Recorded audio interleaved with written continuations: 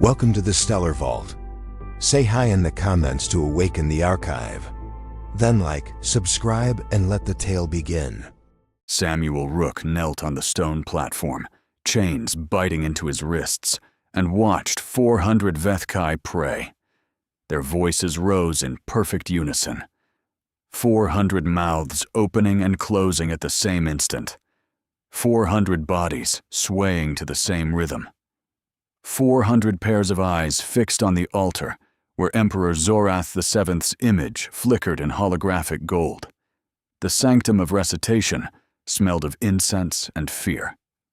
Beside him, Dmitry Volkov and Tobias Wren knelt in identical positions. Gaunt, filthy. 6 weeks of captivity carved into their faces. The tongue-bearer priest circled the platform, his black robes trailing across the stone. His lipless mouth stretched into what passed for satisfaction among the Vethkai. "Behold," he announced to the congregation, "the beasts of earth, once defiant, now grateful." Rook kept his eyes down, counted the guards. 12 along the eastern wall, 8 at the main entrance, 4 behind the altar, armed with pulse staffs, 6-second recharge between shots. He had counted every day for 6 weeks. The numbers never changed. The Vethkai did not adapt because they did not expect resistance. Their entire civilization was built on the assumption that obedience was inevitable. The priest stopped in front of him. "You will recite." Rook raised his head. The words came out broken, mangled, deliberately clumsy. "Vethrai korunja, Zorath ethvanur, Kethai vorum jal." Praise to the voice. Zorath is eternal. We are nothing. The congregation watched, some with contempt, some with curiosity, most with the blank satisfaction of the faithful watching heretics bend. Volkov recited next, then Wren, their voices hollow, their pronunciation terrible, exactly as expected. The priests wanted the humans to sound broken. The humans obliged. The priest smiled with his black teeth. "Even the animals can learn to speak." The congregation laughed, a synchronized sound, hundreds of throats producing the same pitch at the same moment. It was not natural laughter, it was programmed response. The implants told them when to find something amusing, and they obeyed. Rook did not react. He was watching the guard in the third row, eastern column, the tall one with the scar across his lower left eye. The guard's hand twitched, just once, out of rhythm with the prayer, a small thing, meaningless to anyone not looking for it. Rook was looking. He had been looking for 6 weeks, searching for any crack in the wall, any flaw in the system. The Vethkai believed their empire was perfect. Their faith was absolute. Their technology was flawless. Nothing was flawless. The prayer continued. Rook recited when commanded, knelt when ordered, bowed his head when the priest demanded submission, and watched. The slave chambers were cold, deep beneath the cathedral, carved from black stone that sweated moisture in the dim light. 3 chains bolted to the wall, 3 men at the end of them. Rook sat against the wall, chains pooling at his feet. The bruises from last week's beating had faded to yellow. New ones would come. They always did. Volkov crouched in the corner, his back against the stone, eyes closed, lips moving silently, always calculating, always working some problem no one else could see. Wren lay on his side, staring at nothing. 14 of us, Wren said quietly. 14 went in. "Wren," Volkov said. "The ambush came out of nowhere. Orbital minefield. No warning, nothing on sensors. The ship was already dying by the time we understood what hit us." He frowned slightly. "There should have been something." Volkov didn't answer. "We kept fighting after the hit. 9 hours. Just holding the wreckage while they closed in." His hands curled slowly into fists. They didn't stop. "I was there," Yeah, Ren said. Then his voice shifted, quieter. We ran out of ammunition near the end. That's when it started to go. Volkov opened his eyes. Ren! Kessler was encircled. He didn't hesitate. Ren continued. Put the pistol under his chin. There was nothing I could do. He swallowed once. Then, Torres. Briggs. Ham. They pushed forward. Bulkhead came down after that, Ren said. Everything went dark. I never saw the end of it.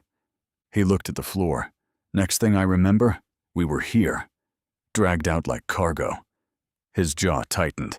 They got to choose how it ended. We didn't. Rook spoke without looking up. You're still breathing. Is that supposed to mean something? It means you're still in the fight. Ren laughed, a broken sound that echoed off the stone walls. What fight? We kneel. We pray. We perform like trained dogs for an audience of monsters. Where's the fight in that? Rook finally looked at him. 41 years old, 22 years in the Corps. He had watched men break before, seen it happen in a dozen different hellholes across a dozen different systems. Ren was close, the cracks were showing, but he was not there yet. The fight is staying alive long enough to make them regret it. Regret what? They won. We lost. We're trophies. We're reconnaissance. Rook's voice was flat, hard, the voice he used when there was no room for doubt. We observe. We gather intelligence. We wait for the moment. That's what we do. That's what we've always done. The Holomen don't quit because the odds are bad. The Holomen don't quit because it hurts. The Holomen don't quit. And when's the moment? Rook held his gaze. When I say so. Ren looked away first, his jaw tight, his hands still curled into fists. But something shifted behind his eyes. The crack did not close, but it stopped spreading. Volkov had not moved from his corner. His eyes were closed again, his lips still moving. Third row, he said finally. Eastern column. You saw it? Rook nodded. The guard. His hand. Ren sat up slowly. Saw what? Volkov opened his eyes. When he spoke, his voice was quiet. Precise. The voice of an engineer describing a system he had spent weeks reverse engineering in his head. One guard was out of sync with the prayer rhythm. The implants. They regulate everything. Emotion, obedience, motor function, cognitive processing. The Veth Kai don't think for themselves because the voice crown does it for them. Every response is mediated. Every reaction is controlled. We know this, Ren said. They told us the first day. The voice crown is the gift of the Emperor. It brings clarity and purpose. It brings dependency. Volkov leaned forward. The prayers aren't just worship. They're synchronization, calibration. The cadence keeps the implants aligned. Every citizen reciting the same words at the same pitch at the same rhythm reinforces the neural pathways. It's a system-wide maintenance cycle disguised as religion. Rook watched him. And the guard? His implant glitched, just for a second. Something in the prayer cycle didn't land right. The input didn't match expected parameters, and the feedback loop hiccuped. Ren shook his head. One twitch. Could be anything. Could be a muscle spasm. Could be he had an itch. It's not anything. Volkov's voice was certain. The certainty of a man who had spent 3 weeks watching and waiting and testing his hypothesis against every scrap of data. I've been tracking anomalies since the second week. It happens. Not often, but it happens. Small errors, micro stutters, a blink out of sequence, a hand that moves a quarter second late. The implants are sensitive to frequency variations, extremely sensitive. If the input doesn't match expected parameters, the feedback loop destabilizes. Rook leaned forward. You're saying we can break them? I'm saying they break themselves. We just have to give them the wrong signal. How? Volkov looked at Ren. You learned the prayers faster than any of us. You have an ear for it. Pitch, rhythm, cadence. The priests were surprised. They said you had a gift for devotion. Ren's face twisted. I used to be a musician in my free time, before I enlisted in the Marines. Now we learn them a different way. Micro variations, half-tone shifts, syllable stress in the wrong place, small enough that they won't notice consciously. The human ear might not even catch it, but the implants will. They're tuned to precision. They expect precision. Give them something that's almost right but not quite, and they won't know how to process it. Ren stared at him. You want us to sing them broken. I want us to poison them, one corrupted prayer at a time. Silence in the cell, the distant hum of the cathedral above, the drip of water somewhere in the dark, the weight of 6 weeks pressing down on them. Rook spoke. How long until it works? Weeks, maybe less. The effects are cumulative. Each corrupted prayer adds noise to the signal. The implants try to correct, but the correction introduces more noise. Eventually, the feedback loop can't stabilize. It overloads. And then? Volkov's expression did not change. Then they come apart. Ren looked at Rook. And we just happen to be standing in the middle of 400 armed fanatics when their brains melt? We'll be ready. Ready for what? We don't have weapons. We don't have armor. We don't have a way off this rock. Rook's voice was quiet. We have time. And now we have a weapon. He touched his throat. They wanted us to pray. Let's pray. The door scraped open. Rook tensed. Guards did not come at this hour. Not unless something was wrong. His muscles coiled, ready to move, even though he knew movement would only bring pain. But it was not a guard. Yrel stepped into the chamber, carrying a tray of food. Nutrient paste. Stale water. The same as always. But he lingered at the threshold, his 4 eyes blinking in the dim light, his long fingers wrapped around the tray like he was afraid to come closer. Food, he said. His voice was softer than the other priests, uncertain, almost apologetic. Rook nodded. Thank you. The words seemed to confuse Yrel. He tilted his head, a gesture that looked almost human. The other Vethkai did not tilt their heads. The implants kept their posture rigid, controlled, efficient. Thank you, Yrel repeated slowly, testing the phrase, tasting it. This is gratitude. Yes, the others do not say this.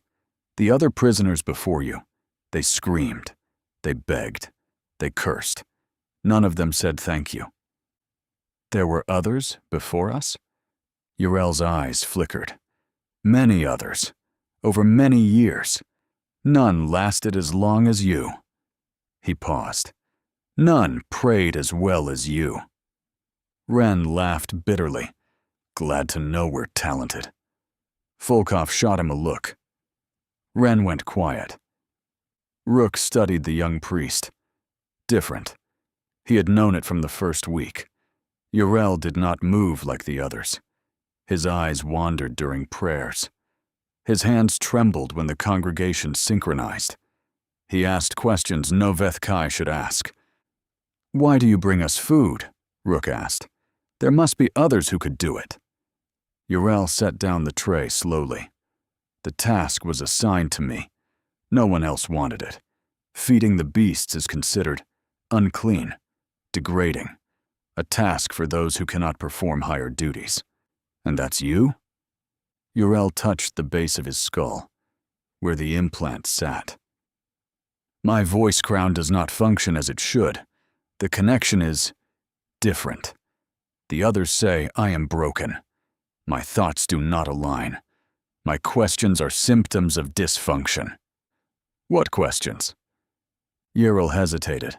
Then he crouched near the entrance, his 4 eyes studying Rook with something that looked almost like hunger. I have read about Earth, he said. In the archives. Rain. Water falling from the sky. Is this real? It's real. Why does it fall? Rook almost smiled. Clouds get heavy. Water vapor condenses. Gravity does the rest. Gravity. Yrel tasted the word. The force that pulls things down. Yes. We have nothing like this on Threx Prime. The water comes from processing plants. Always controlled. Always measured. Always the same. He paused. His voice dropped to something close to wonder. On Earth, it simply falls? Without control? Without planning? Sometimes for days. Sometimes so hard you can't see your hand in front of your face. Sometimes gentle, like mist. It's never the same twice. Yrel's eyes widened. All four of them. Something crossed his face that Rook had never seen on a Vethkai. Wonder. Pure, unfiltered wonder. The implants were supposed to suppress that. Regulate it. Channel it toward approved forms of awe, like worship of the Emperor. But Yrel felt it anyway. There is more, he said. I have read about oceans. Bodies of water so large you cannot see the other side. Is this also real? Real. I grew up near one. The Atlantic. Spent my summers on the shore, the sound of the waves, the smell of the salt. You never forget it. Yrel leaned forward. What is a wave? Ren watched the exchange in silence. His expression shifted from contempt to confusion to something else. Something like pity. Rook answered the question. And the next one. And the one after that.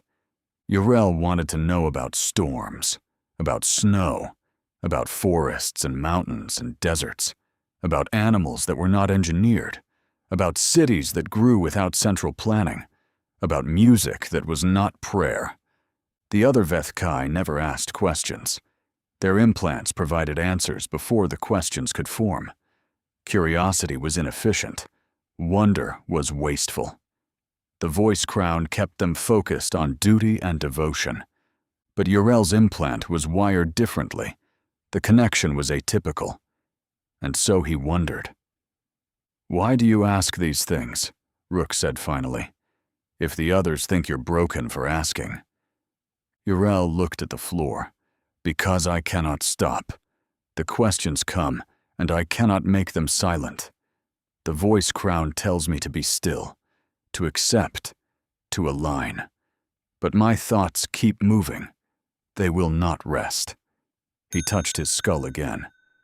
The physicians say my neural pathways formed incorrectly, that I am defective, that I will never achieve true clarity. You're not defective. Yrel looked up. You're just wired different, Rook said. Built different. Your brain works another way. Doesn't make you wrong. Makes you rare. The young priest stared at him for a long moment, his four eyes blinking slowly. Processing. Then he reached into his robe and produced a small container. Water. Clean water. Not the stale recycled liquid they usually received. I brought extra, he said quietly. Do not tell the others. He placed it near Rook and left without another word. Volkov waited until the door closed. He's not like them. No. His implant doesn't synchronize properly. He said it himself. The connection is different. Rook understood what Volkov was thinking. You want to know if he'll break when the others break. If his implant doesn't process the same way, he might be resistant to the corrupted frequencies. He might stay functional when everyone else goes down. Volkov paused. Could be useful. Rook looked at the water. Clean. Given freely. A small kindness in a place that had no kindness. Could be.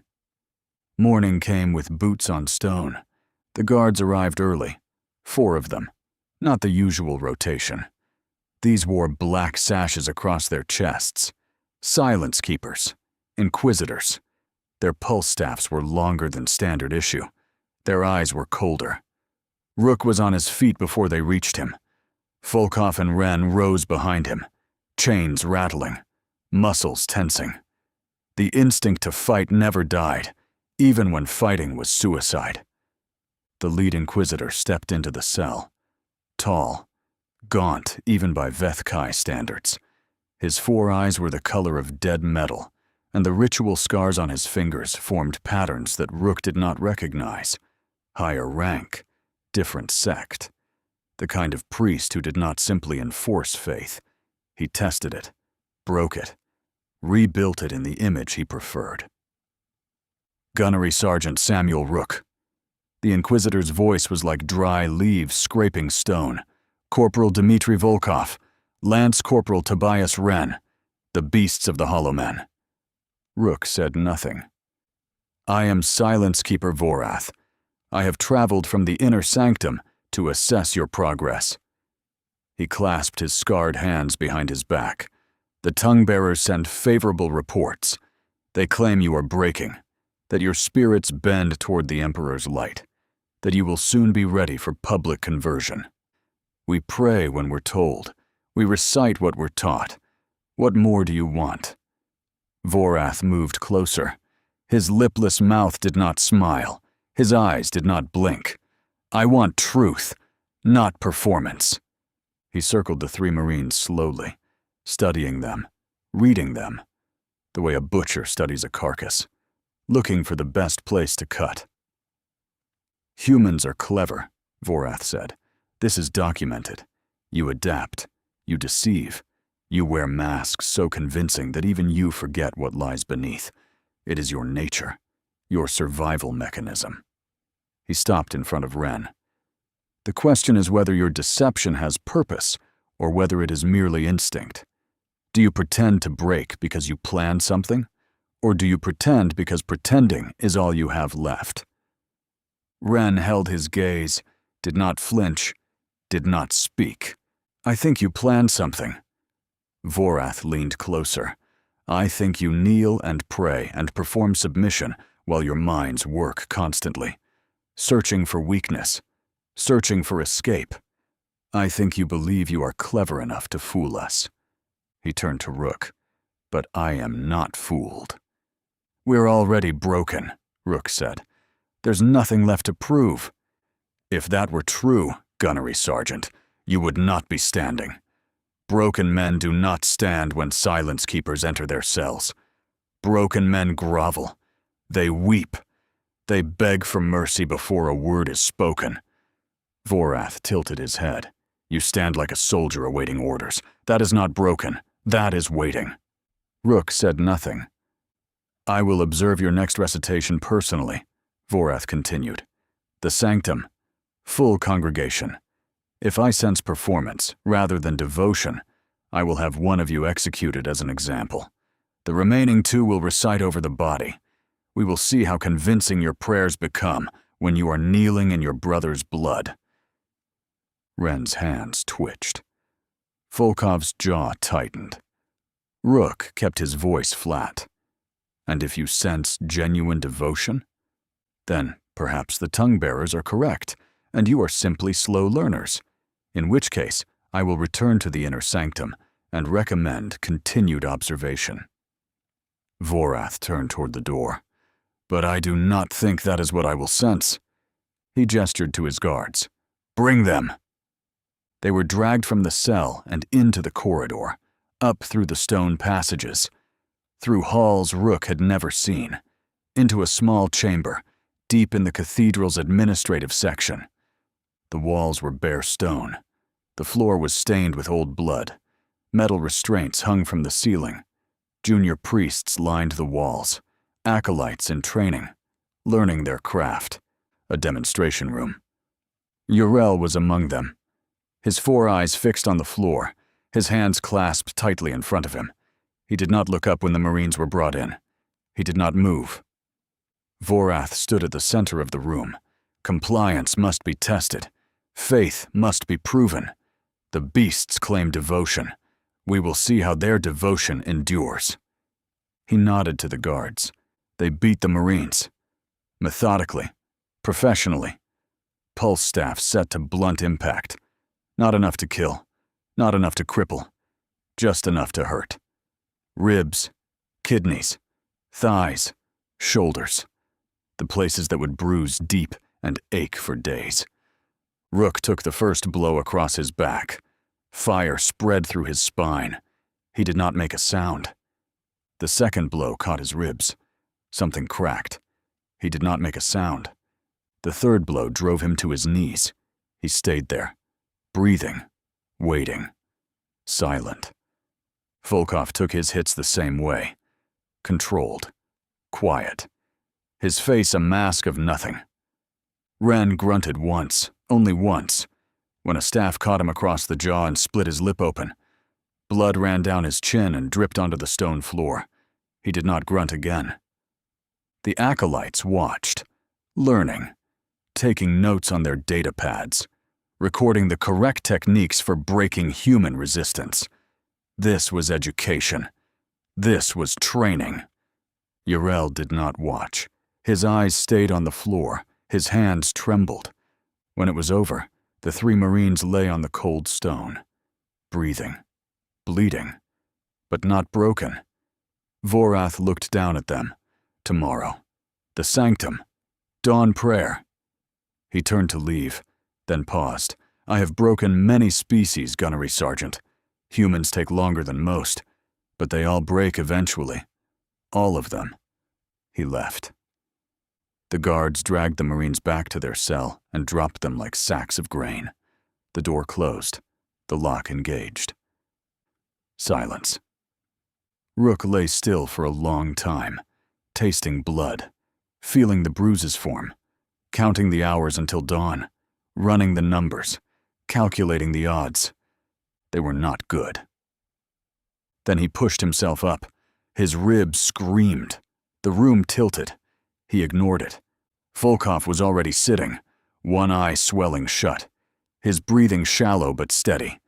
Ren was curled on his side, but his eyes were open, alert, blood still dripping from his split lip. Rook spat blood onto the stone floor, watched it pool in the dim light. Now, he said. Volkov nodded. The corruption has to start now. We won't get another chance. If Vorath suspects anything tomorrow, he'll kill one of us and double the guard on the others. We lose our window. Ren uncurled slowly, pain in every movement. But something else in his eyes now, something that had not been there before. The resignation was gone. The despair was fading. Purpose. Cold and hard and final. What do I need to learn? Volkov moved closer. His voice dropped low, precise. The third verse, the bridge between praise and submission. That's where the cadence is most rigid, most vulnerable. The syllable pattern is supposed to follow a specific frequency curve, rise on the first 2 beats, hold on the third, fall on the 4th and 5th. I know the pattern. Now you change it. A quarter tone flat on the 2nd syllable. Stress the 4th beat instead of the 3rd. Elongate the final vowel by half a breath. Small changes, invisible to the ear. But the implants will register the deviation. Ren closed his eyes. His lips moved. Practicing. Adjusting. Finding the wrong notes by instinct. Rook watched the door, listened for footsteps. None came. Outside, the cathedral hummed with 1,000 synchronized voices. The faithful preparing for rest. The prayers winding down. The voice crowns settling into maintenance mode. In the darkness of the slave chamber, 3 Marines began to sing. Quietly. Carefully. Wrong. The words were the same. The meaning was the same. But the sound was poison. And tomorrow, they would feed it to the faithful. Dawn came like a threat. Rook had not slept. None of them had. The hours after the beating were spent in whispered practice. Ren running the corrupted cadences over and over until they lived in his throat. Volkov listening. Correcting. A quarter tone here. A stressed syllable there. Small adjustments that would be invisible to priests, but lethal to implants. Now they knelt on the platform in the sanctum of recitation, chains cold against their wrists, and waited for the prayer to begin. The congregation filled the hall, 400 faithful in perfect rows, 400 voice crowns humming beneath gray skulls. Vorath was not there. They learned later he had been called away. Delegates, something that demanded his attention. He would not return for 2 days. So the humans kept practicing. 3 days later, Vorath was present. The Silence Keeper stood motionless. His dead metal eyes did not blink. His scarred hands were clasped behind his back. He watched the Marines the way a predator watches prey it has already decided to kill. The only question was when. The tongue-bearer priest raised his staff. The congregation inhaled as one. The prayer began. Rook opened his mouth and let the poison flow. Vethrai Korunja, praise to the voice. But the second syllable dropped a quarter tone.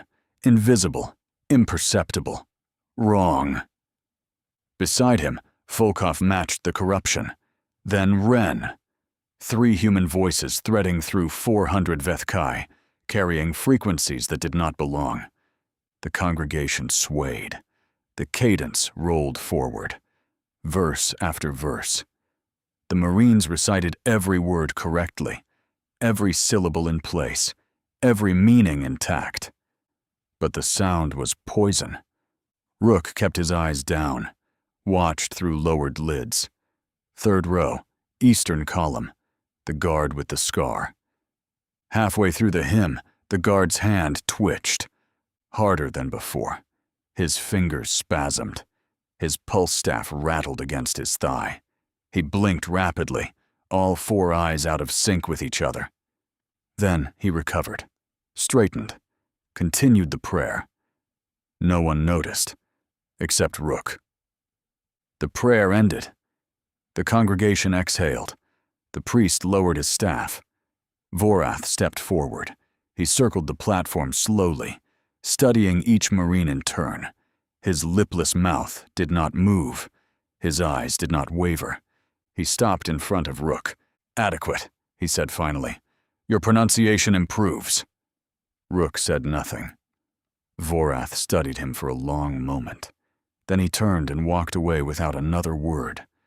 The guards dragged the Marines back to their cell. The door closed. The lock engaged. Volkov kept his voice low. He didn't catch it. "Not yet," Rook said. But that guard felt it. 3rd row, eastern column, same one as before. Ren wiped blood from his still healing lip. 1 guard, out of 400. 1 guard today. More tomorrow. Rook leaned against the wall. We just planted the seed. Now we let it grow. 3 days passed. 3 prayers per day. 9 corrupted recitations. 9 doses of poison fed directly into the voice crown network. The changes came slowly, subtly, the kind of things only someone watching for them would notice. On the 2nd day, a priest lost his place mid-verse. He stood at the altar, mouth open, eyes flickering, searching for words that should have been automatic. The congregation continued without him. He found his rhythm again after 3 seconds. But 3 seconds of silence in a Vethkai prayer was an eternity. On the 3rd day, 2 acolytes argued in the corridor outside the slave chambers. Rook heard them through the stone, raised voices, accusations, something about priority of duties, something about disrespect. The Vethkai did not argue. Their implants prevented conflict. Disagreement was processed internally, resolved through algorithmic consensus. Raised voices were a symptom of system failure. The failure was spreading. Guards rubbed their temples during shift changes. Priests paused mid-sentence, searching for thoughts that slipped away. The synchronized laughter after prayers became ragged, uneven, some throats producing sound a half-second late. Uriel noticed. He came with food on the 3rd evening, his 4 eyes wide with something that looked like fear. "Something is wrong," he said. He did not enter the cell. He stood at the threshold, tray trembling in his hands. The faithful are unsettled. The physicians have been summoned. They examine the voice crowns, but they find nothing. No malfunction. No damage. The implants are functioning correctly. "Then what's the problem?" Rook asked. "The problem is that they are functioning correctly, but the faithful are not." Ural set down the tray. His movements were jerky, uncoordinated. Brother Thesson struck an acolyte this morning, without provocation, without reason. He does not remember doing it. The implant shows no anomaly. But his hand moved, and the acolyte bled. Volkov leaned forward. "Do you feel anything?" Ural touched his skull. "Headaches, confusion, thoughts that will not settle. But not," he struggled for the word, "not the rage. I see it in their eyes, the others. Something building behind the devotion. But you don't feel it." "No," he looked at Rook. "Why is this happening?" Rook held his gaze. "I don't know." It was not a lie. Not exactly. Ural did not need to know. Not yet. The young priest lingered at the threshold. His 4 eyes moved between the 3 Marines, searching for something. Understanding, maybe. Or reassurance. He found neither. "The festival of grateful submission is in 2 days, Ural said quietly. "The entire cathedral will gather. Thousands of faithful. It will be broadcast across the planet." He paused.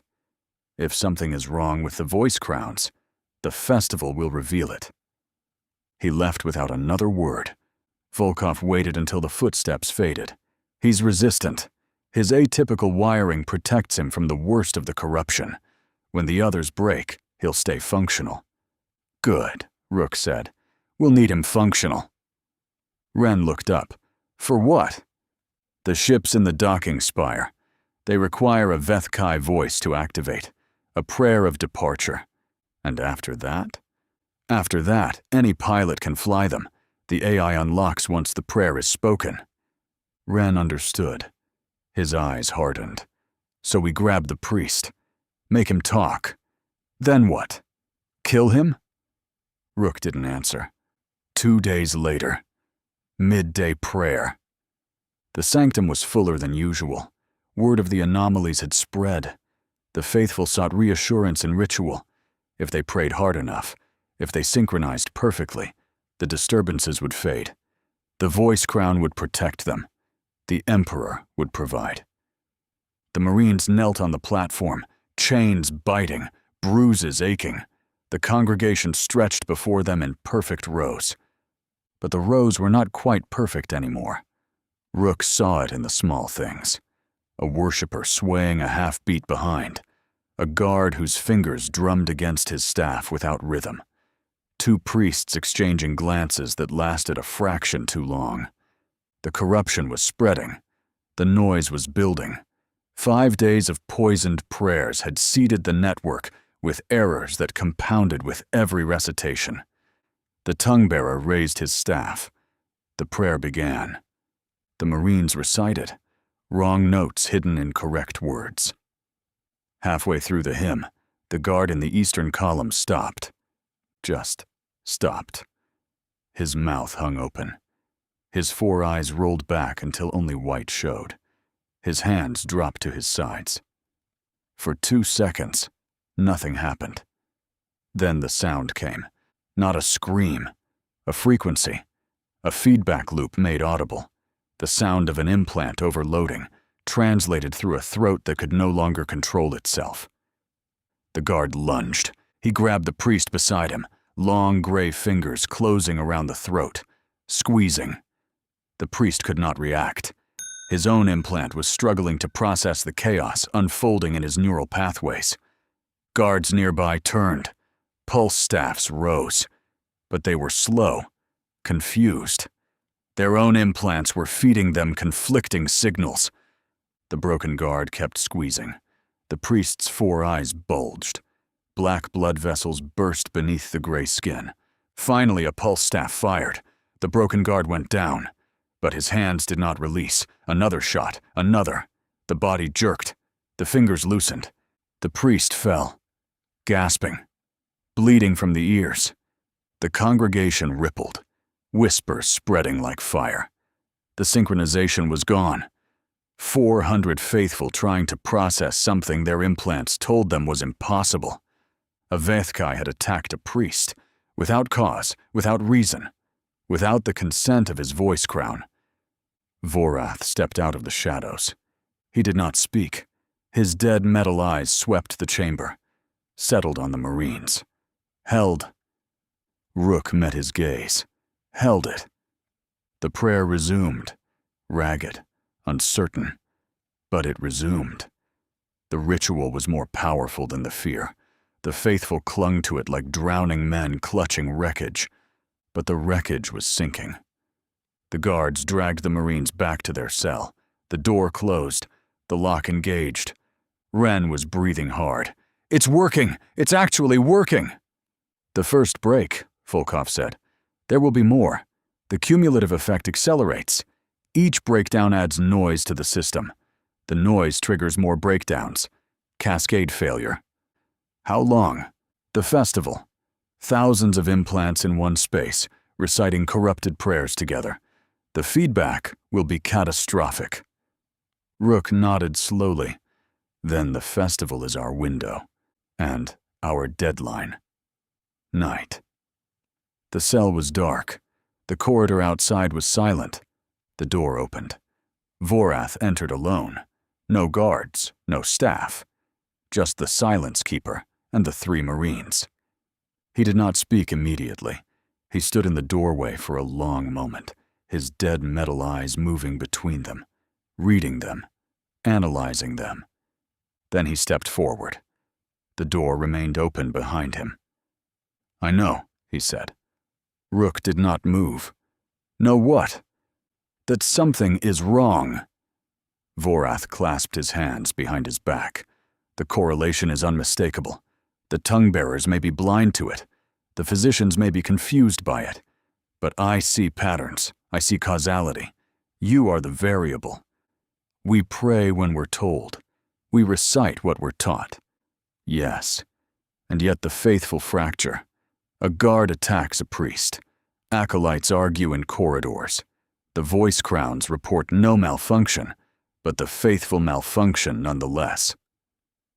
Vorath tilted his head. "You are doing something. I do not know what. I do not know how. But I know it is you." Silence stretched between them. "I cannot prove it," Vorath continued. "The tongue-bearers have verified your recitations. Your pronunciation is correct. Your cadence is acceptable. There is no evidence of sabotage." He paused. "But I do not require evidence." "Then what do you require?"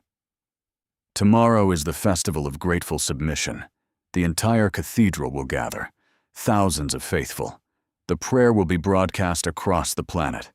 Every voice crown on Threx Prime will synchronize." Vorath's lipless mouth stretched into something that was not quite a smile. "If anything happens during that prayer, I will execute all 3 of you on the altar, regardless of proof, regardless of cause. You will die, and your bodies will be displayed as evidence of human corruption." He turned toward the door, paused. "I have broken many species," he said without looking back. "Humans are stubborn, clever. But in the end, you all break the same way. You all die with the same look in your eyes." He stepped through the doorway. "I look forward to seeing yours." The door closed, the lock engaged. Silence. Ren spoke first. "He's going to kill us." "He's going to try," Rook said. "He doesn't need proof. He said it himself. Tomorrow, if anything goes wrong, we're dead. Then we make sure we're not here when it goes wrong." Volkov moved closer. His voice dropped low. "The festival is the trigger point. Thousands of corrupted feedback loops in one space. When it breaks, it will break everywhere at once. Total chaos. Guards incapacitated. Priests incapacitated. Everyone focused on the breakdown. Not on us." "That's our window," Rook said. "The docking spire. Priest shuttles. We move during the chaos, grab a priest, a ship, and go." Ren asked, "Yrel?" Rook nodded. Ren's jaw tightened. "The kid's been kind to us, brought us water, asked about rain, and we're going to drag him into this? We're going to let him live." Rook's voice was flat. "Everyone else in that cathedral is going to break. Yrel won't. His wiring protects him. He'll be confused, scared, but functional. We get him to the ship. He speaks the prayer. The AI unlocks. We shove him out before we lift off. And if he doesn't cooperate, we make him speak. But we don't kill him." Volkov studied Rook's face. "Why? After everything. After 6 weeks in chains. After the beatings. The humiliation. Why spare one of them?" Rook did not answer for a moment. He stared at the wall, at the chains, at the blood that still stained the stone floor. Because he is different. Because he looked at us and saw something other than beasts. He met Volkov's eyes. "We kill the ones who deserve it. We spare the one who doesn't. That's what makes us different from them." Ren nodded. His hands were shaking, but he nodded. Volkov nodded too. Above them, the evening prayer began. Hundreds of voices rising through the stone. The faithful seeking comfort in ritual. The cadence fed back into the system. Perfect on the surface, wrong at its core. The voice crowns took the sound, corrected it, returned it. Each correction just a little off. Each return a little worse. The faithful followed what they heard, adjusted, repeated, fed it back again. Not knowing the loop was already broken. Not knowing every word they spoke drove the corruption deeper. Rook leaned back against the wall and closed his eyes. In the darkness, 3 Marines waited, and above them, the Covenant prayed itself to death. The festival of grateful submission filled the sanctum with thousands of voices. Rook had never seen so many Veth Kai in one place. They packed the hall shoulder to shoulder, gray skin and black teeth, and 4 eyes multiplied to infinity. Priests in ceremonial robes of deep crimson, guards in polished armor lining every wall, acolytes kneeling in perfect rows, citizens who had traveled from across Threx Prime for the honor of praying in the cathedral on the holiest day of the year. Above the altar, holographic images of Emperor Zorath VII flickered in gold light. His 4 eyes gazed down upon the faithful, his lipless mouth frozen in eternal benediction. The Marines knelt on the platform, chains on their wrists, bruises on their bodies, 6 weeks of captivity carved into their faces. But their eyes were alive. Rook scanned the hall, counted the exits. Eastern corridor, 30 meters. That was the path to the docking spire. That was the way out. He found Yrel among the acolytes near the eastern wall. The young priest stood apart from the others. His 4 eyes darted nervously. His hands trembled at his sides. He did not know what was coming, but he sensed it. The wrongness in the air. The tension building beneath the surface of perfect faith. Vorath stood at the edge of the platform, his dead metal eyes fixed on Rook, his scarred hands clasped behind his back. Patient. Waiting. The tongue-bearer. High Priest raised his ceremonial staff, gold and crimson, ancient symbols carved into the metal. His voice rang out across the sanctum. "We gather to give thanks. We gather to submit. We gather to become one voice in the glory of the eternal Emperor." The congregation inhaled as one, thousands of lungs filling at the same moment, thousands of voice crowns synchronizing for the prayer. The hymn began. Rook opened his mouth. Let the poison flow. Vethrai Koranja, Zorath eth Vanur, Kethai Vorum Jal. The wrong notes threaded through the hall, invisible, imperceptible, Lethal. The corrupted prayers had seeded the network. Now thousands of implants were processing the final dose. Beside him, Volkov recited. Ren recited. 3 human voices carrying frequencies that did not belong. 30 seconds into the hymn, a worshiper in the 4th row stopped swaying. Her mouth hung open. Her 4 eyes rolled back. Her hands rose to her skull and pressed against the gray skin as if trying to hold something inside. She collapsed.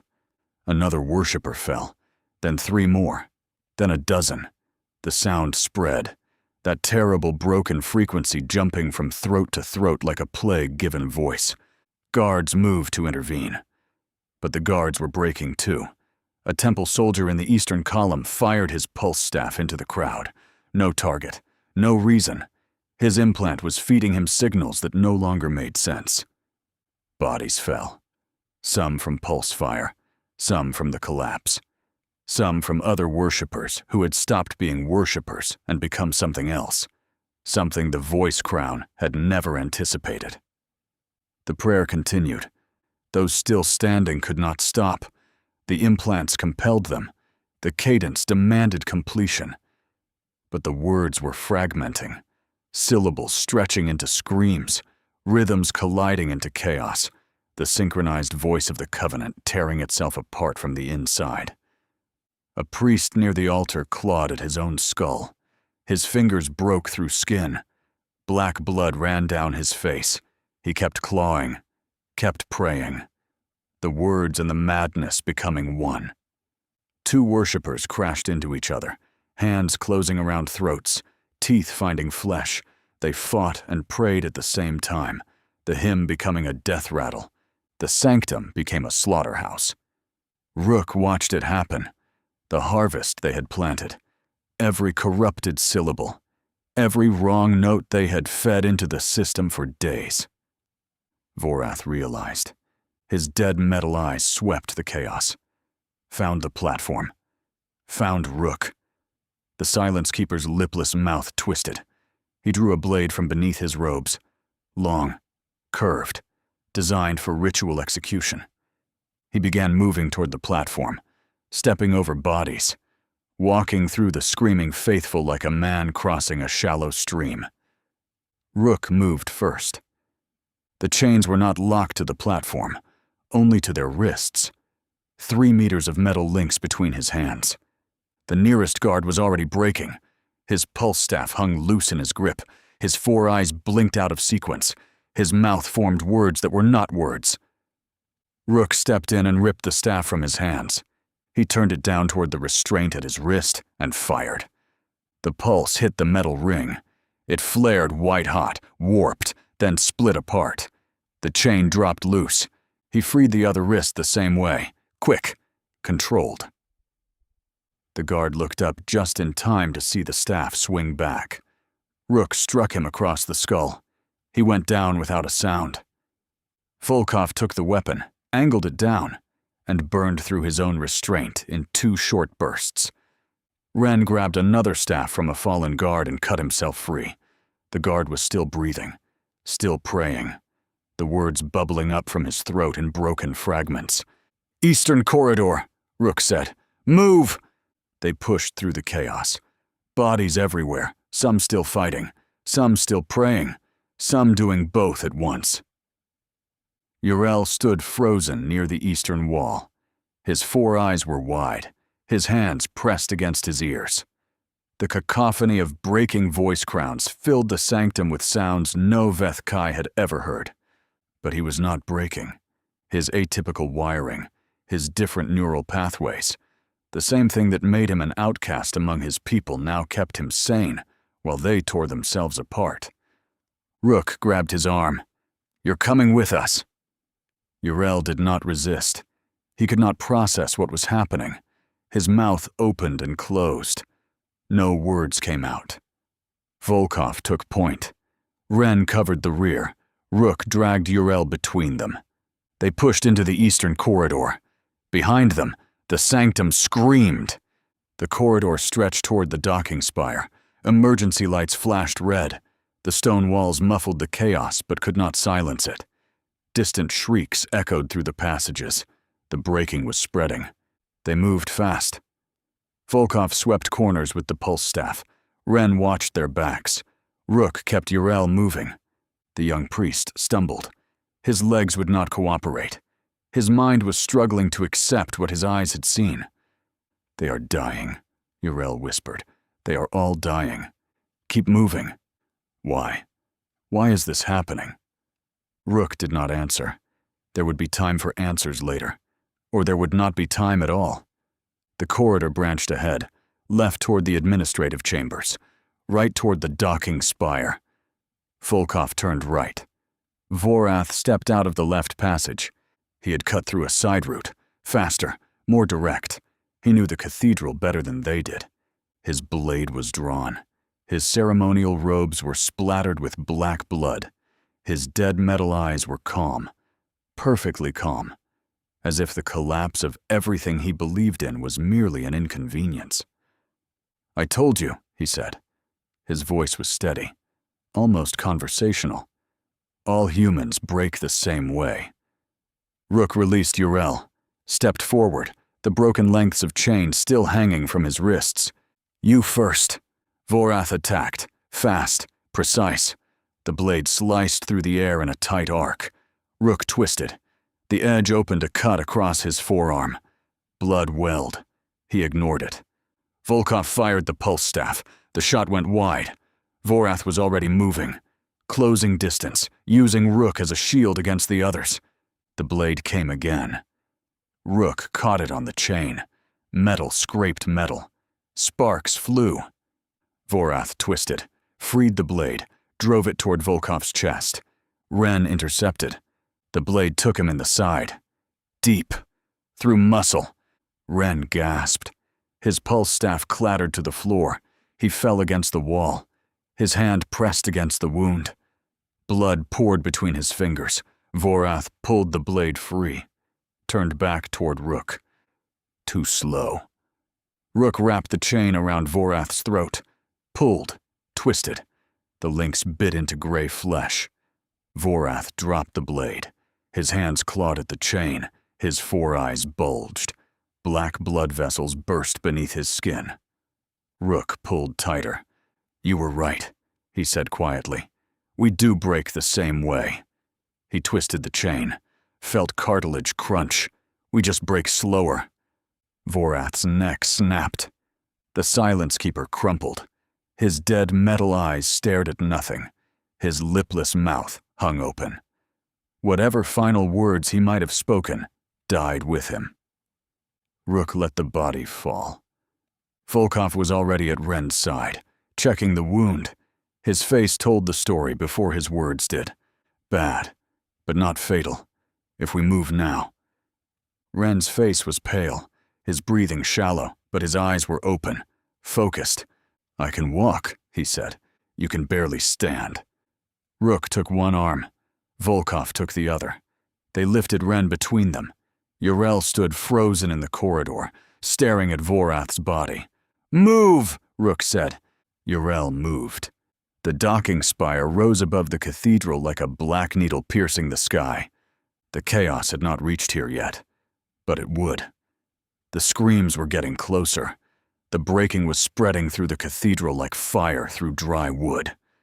3 priest shuttles sat on the platform, sleek, dark, waiting. Rook pushed Yrel toward the nearest shuttle. "Open it. Speak the prayer." Yrel stared at him. His 4 eyes blinked rapidly. "I cannot. This is heresy.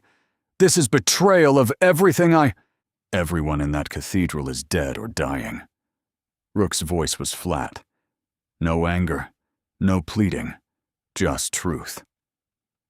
"Your covenant is gone. Your voice crowns are poison. Your emperor cannot save them because your emperor was never real. He was just a signal, and we corrupted it." Yrel's mouth opened, closed, opened again. "You did this?" "We did what we had to do to survive. Same as you. Same as anyone." Rook stepped closer. "You can stay here and die with them. Or you can speak the prayer and live. Choose." Yrel's hands trembled. His whole body trembled. Behind them, the screams grew louder, closer. He turned to the shuttle, pressed his palm against the access panel, and spoke. Vethrai Koran Eth, Zorath Vanur Keth. This vessel serves the voice. Grant passage to the faithful. The shuttle hummed to life. Running lights flickered on. The boarding ramp descended with a soft hiss. The AI interface activated. Navigation systems powered up. Volkov dragged Ren aboard, found a medical kit, started working on the wound. Rook stood at the top of the ramp. Uriel remained on the platform. The young priest looked up at him with 4 eyes full of things that had no names. "Why?" Uriel asked. "Why do you let me live? Why spare me?" Rook looked at him for a moment. The screams behind them, the blood on his hands, the weight of 6 weeks pressing down. "Because you asked about rain," he said. "Because you wanted to know what it felt like to stand in a storm and let the water fall on your face without anyone controlling it." He paused. "You're wired different. That's the only thing that saved you." Uriel did not move. "Go," Rook said. "Find somewhere quiet. Ask more questions. Maybe someday. Find an ocean." He shoved Uriel backward. The young priest stumbled, fell onto the platform, unharmed, alive. The ramp closed. The shuttle lifted. Through the viewport, Rook watched Uriel grow smaller, a single gray figure on a platform above a cathedral in flames. The only Veth Kai in the city who had not broken. Volkov's voice came from behind him. "FTL coordinates locked. We jump in 30 seconds. Rook moved to the cockpit, sat in the pilot's chair. The controls were labeled in Veth Kai script, but the AI translated. The systems responded to his touch. The shuttle jumped to FTL. Stars stretched into lines. The planet vanished. The cockpit hummed with the sound of faster-than-light travel, that low vibration that meant they were somewhere between stars, somewhere the Covenant could not reach. Ren lay on the deck, bandaged, pale, but breathing. His eyes were closed, but his chest rose and fell in a steady rhythm. Volkov sat at the navigation console, running numbers, checking their trajectory. Rook sat in the pilot's chair. His hands rested on the controls. His eyes stared at the streaking stars. They had done it. 14 Marines had dropped onto Threx 4. 11 had died. 3 had been taken alive only because a bulkhead had knocked them unconscious. 3 had survived. 3 had prayed. And a world had learned what human devotion really meant. Ren stirred. His eyes opened. He looked up at Rook. "Did we make it?" Rook did not look away from the stars. "We made it." "All of us? All of us!" Ren closed his eyes again. Something that might have been a smile crossed his pale face. Volkov spoke from the navigation console. "Signal beacon is active. UESC frequencies. They'll find us within 6 hours. Rook nodded. 6 hours. Then extraction. Then medical. Then debriefings that would last for weeks. Then the war would continue. Another mission, another drop, another chance to die far from home. But not today. Today, they were alive. He leaned back in the chair, closed his eyes, let the hum of the engines fill the silence.